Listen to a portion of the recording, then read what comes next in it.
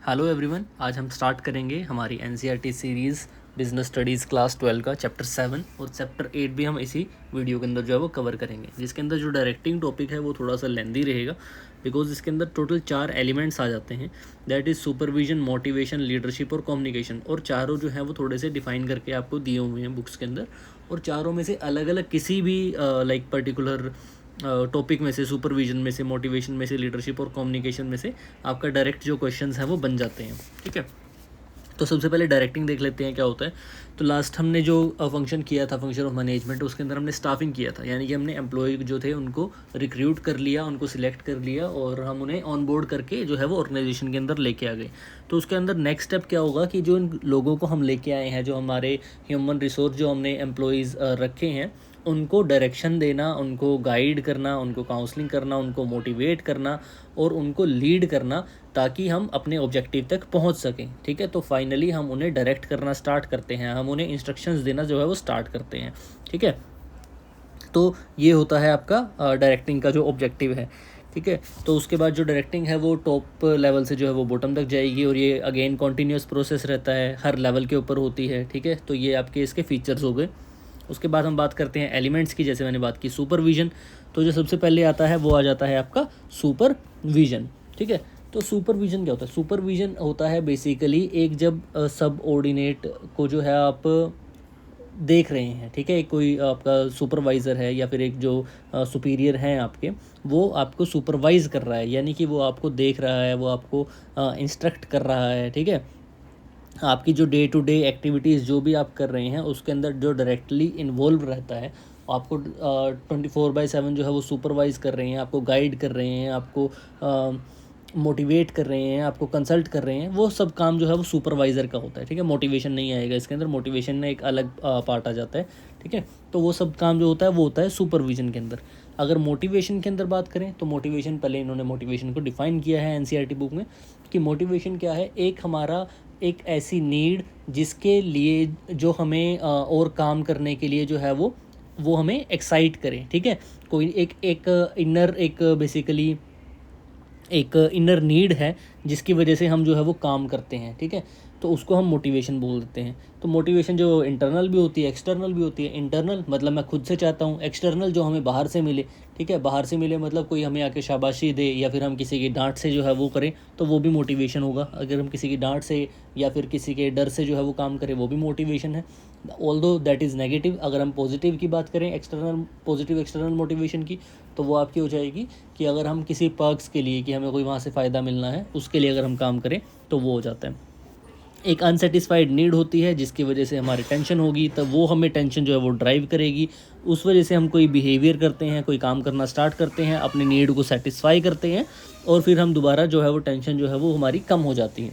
अगर वो need generate नहीं होगी, हम रेस्ट मोड में ही रहेंगे। तो कोई अगर नीड होती है इंसान की, अगर कुछ करना चाहते हैं, तभी हम एक्टिविटी जो है वो परफॉर्म करते हैं।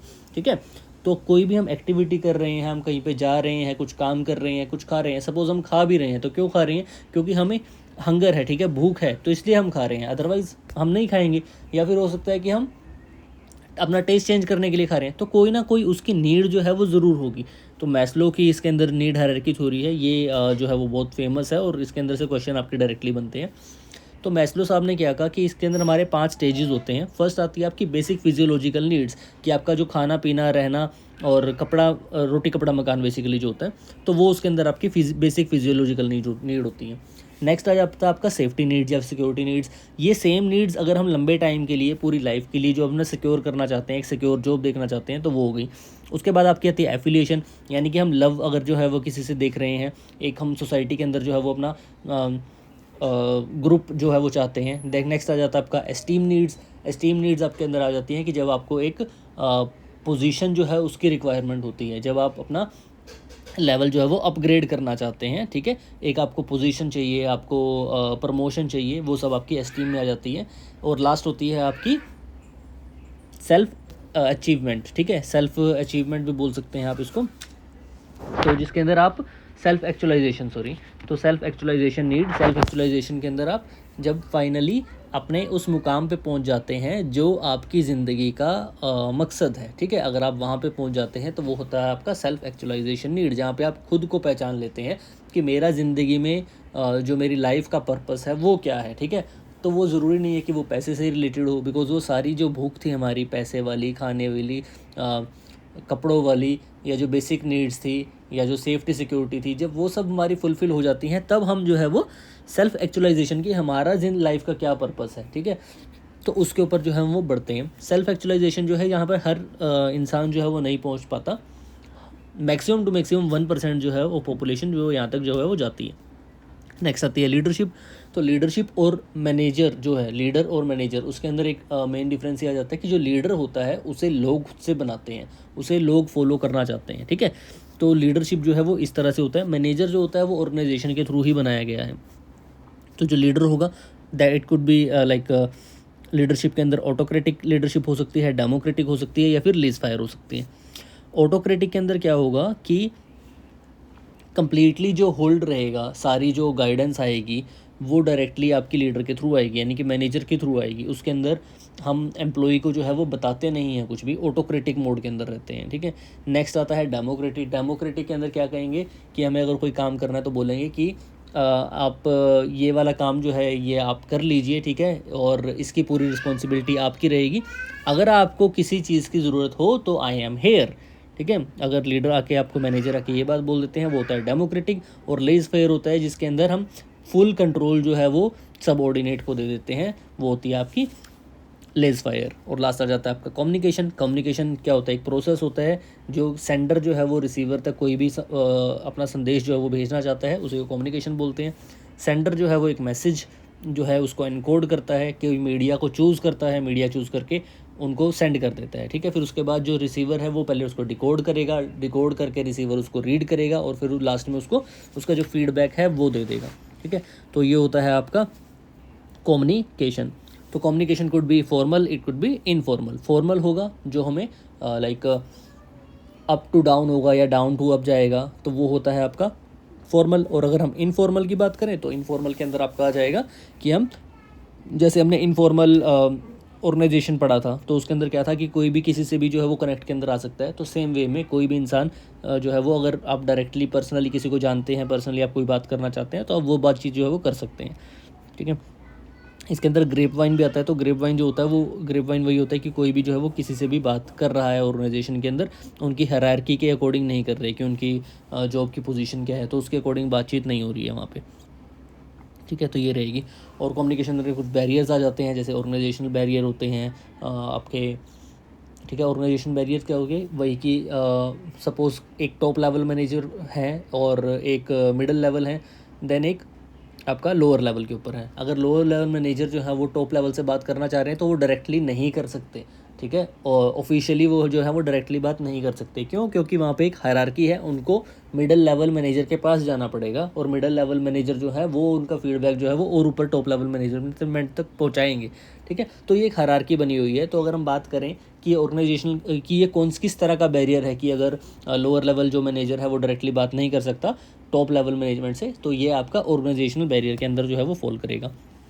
तो ये हमारा टॉपिक जो था यहाँ पे वो कंप्लीट होता है, डायरेक्टिंग।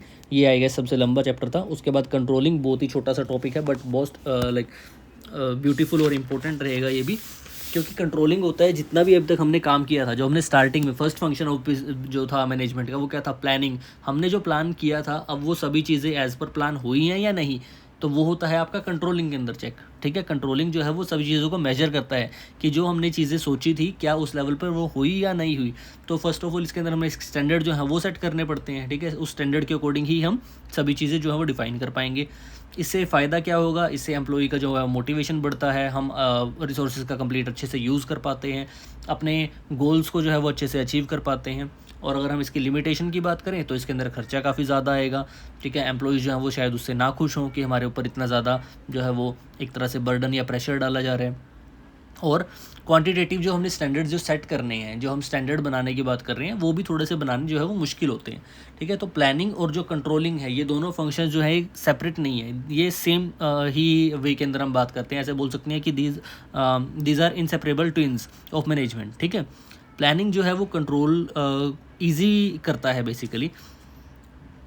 जो प्लानिंग है, प्लानिंग हमने की तो उससे कंट्रोलिंग इजी होगी, और जो कंट्रोलिंग हमने की उसकी वजह से प्लानिंग जो है वो बेहतर होती है। तो दोनों ही बैकवर्ड और फॉरवर्ड लुकिंग प्रोसेस होते हैं।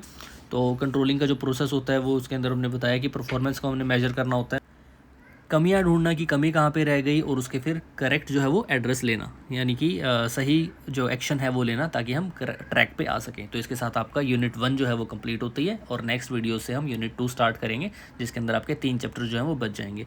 अगर वीडियोज़ अच्छी लगी हो तो लाइक और सब्सक्राइब ज़रूर कर लें, और प्लेलिस्ट के अंदर जाके आप क्लास 11th और क्लास 12th की बिजनेस स्टडीज़ ऑलमोस्ट कंप्लीट है, वो आप जो है वो चेक कर सकते हैं। Okay, thank you.